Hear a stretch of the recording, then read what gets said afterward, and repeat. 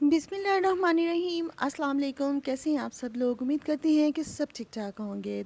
जी प्यारे दोस्तों, जैसे कि आप लोग जानते हैं कि सीरतुल नबवी का जो सिलसिला मैंने शुरू किया हुआ है, आज उसका अगला पार्ट मैं आपको सुनाने जा रही हूँ। तो इनमें नबी करीम सल्लल्लाहु अलैहि वसल्लम की ज़िंदगी के बारे में बहुत सारे वाक़यात ऐसे हैं जो मैं आपको सुना रही हूँ। इसमें नबी करीम सल्लल्लाहु अलैहि वसल्लम की पैदाइश से लेकर एंड तक के बहुत सारे वाक़यात हैं, इसलिए वीडियो को शेयर लाजमी कीजिएगा। सदका जारिया समझ के इसको शेयर कीजिएगा ताकि इस कार्य खैर में आप भी शामिल हो जाएं। हज़रत जनाब अब्दुल मुत्तलिब अभी ये दुआ कर ही रहे थे कि एक स्याह बादल उठा और अब्दुल मुत्तलिब की तरफ आया और इसके बाद इसका रुख किबला कैस और बनु मज़र की बस्तियों की तरफ हो गया। ये देखकर अब्दुल मुत्तलिब ने कहा, ए गिरोए कुरैश और मज़र जाओ, तुम्हें सराबी हासिल हो गई। चनाचे ये लोग जब अपनी बस्तियों की तरफ पहुंचे तो वहां बारिश शुरू हो चुकी थी। एक दफ़ा नबी करीम सल्लल्लाहु अलैहि वसल्लम की आंखें ख़राब हो गईं। मक्का में आंखों का इलाज कराया गया लेकिन अफाका ना हुआ।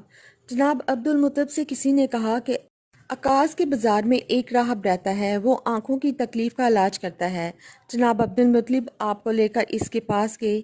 इसकी इबादतगाह का दरवाज़ा बंद था। उन्होंने उसे आवाज़ दी। राहब ने कोई जवाब ना दिया।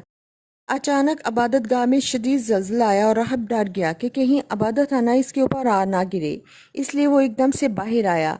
अब आपने इसको देखा तो चौंक उठे। इसने कहा, ए अब्दुल मुत्तलिब, ये लड़का इस उम्मत का नबी है। अगर मैं बाहर ना निकल आता तो ये इबादतगाह ज़रूर मुझ पर आ गिरती। इस लड़के को फ़ौरन वापस ले जाओ और इसकी हिफाजत करो, कहीं यहूदी और ईसाइयों में से कोई इसे कत्ल ना कर दे। फिर इसने कहा कि रही बात इनकी आंखों की, तो आंखों की दुआ तो इनके खुद इनके पास है। अब्दुल मुत्तलिब ये सुनकर हैरान हुए और बोले, इनके अपने पास है? मैं समझा नहीं। हाँ, इनका लाबे दहन इनकी आंखों में लगा दें। उन्होंने ऐसा ही किया और आंखें फ़ौरन ठीक हो गईं। पुरानी आसमानी किताबों में आपने बहुत सी निशानियाँ लिखी हुई हैं। इनकी तफसील बहुत दिलचस्प है। यमन में एक कबीला खमीर था। वहाँ एक शख्स सैफ बिन जैद था। वो सैफ खमीरी कहलाता था। किसी ज़माने में इसके बाप दादा इस मुल्क में हुकूमत करते थे, लेकिन फिर हबशियों ने यमन पर हमला किया और इस पर कब्ज़ा कर लिया। वहाँ हबशियों की हुकूमत होगी। 70 साल तक यमन हबशियों के कब्ज़े में रहा। ये सैफ बड़ा हो गया। जब ये सैफ बड़ा हुआ तो इसके अंदर अपने बाप दादा का मुल्क आज़ाद कराने की उमंग पैदा हुई। चनाचे उसने एक फ़ौज तैयार की। इस फ़ौज के ज़रिए हबशियों पर हमला कर दिया और उन्हें यमन से भगा दिया। इस तरह वो बाप दादा के मुल्क को आज़ाद कराने में कामयाब हो गया और वहाँ का बादशाह बन गया। ये यमन अरब का इलाका है। जब इस पर हबशियों ने कब्ज़ा किया था तो अरबों को बहुत अफसोस हुआ। 70 साल बाद जब यमन के लोगों ने हबशियों को निकाल बाहर किया तो अरबों को बहुत खुशी हुई। इनकी खुशी की एक वजह यह भी थी कि इन्हीं हबशियों ने इब्रा के साथ मक्का पर चढ़ाई की थी। चारों तरफ से अरबों के वफद सैफ को मुबारकबाद देने के लिए आए। कुरैश का भी एक वफद मुबारक देने के लिए गया। इस वफद के सरदार जनाब अब्दुल मुत्तलिब थे। ये वफद जब यमन पहुंचा तो सैफ अपने महल में था।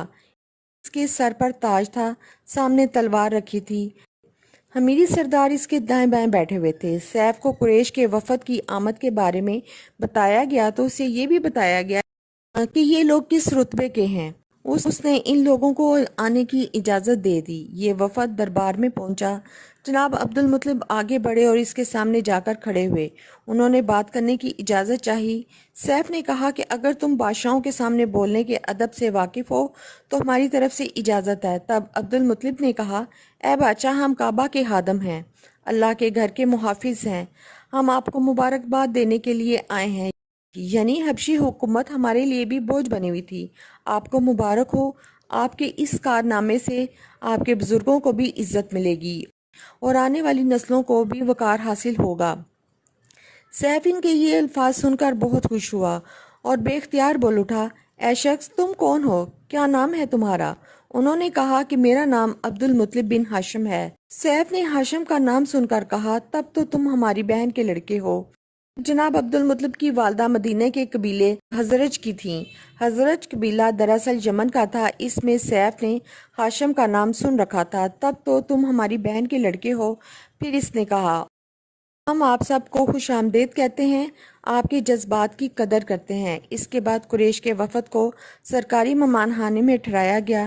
ان کی خوب خاطر مدارت کی گئی، یہاں تک کہ 1 ماہ کا عرصہ گزر گیا۔ 1 ماہ کی مہمان نوازی کے بعد سیف نے انہیں بلایا۔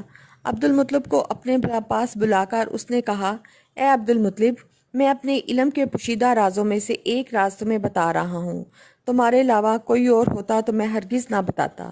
تم اس راز کو اس وقت تک راز رکھنا جب تک اللہ تعالیٰ خود اس راز کو ظاہر نہ فرما دے۔ ہمارے پاس ایک پوشیدہ کتاب ہے اور وہ پوشیدہ رازوں کا ایک خزانہ ہے۔ ہم دوسروں سے اس کو چھپا کر رکھتے ہیں۔ میں نے اس کتاب میں ایک بہت عظیم الشان خبر اور ایک بڑے خطرے کے بارے میں پڑھا ہے، اور وہ آپ کے بارے میں ہے۔ جناب عبد المطلب یہ بات سن کر حد درجہ حیرت زدہ ہوئے اور پکار اٹھے، میں سمجھا نہیں، آپ کہنا کیا چاہتے ہیں؟